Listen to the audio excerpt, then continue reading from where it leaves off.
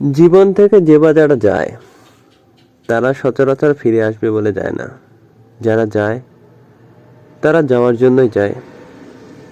তারপরও এই যাওয়াটা অনেকেই মানতে পারি না।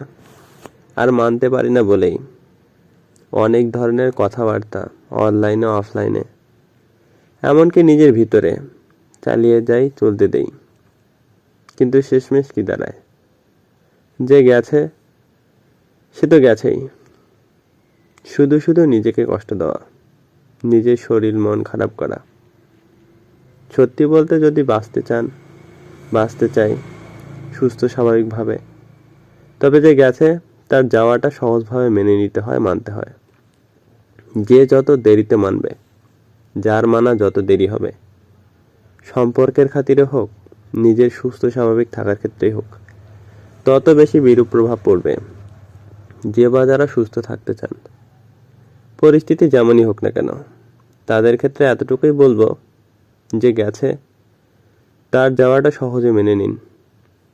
যত তাড়াতাড়ি মানতে পারবেন তত তাড়াতাড়ি ভালো থাকবেন।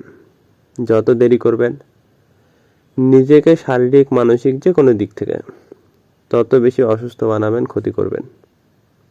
কেননা যে গেছে, যতই চেষ্টা করেন না কেন, যতই বোঝান না কেন, সে যাবেই।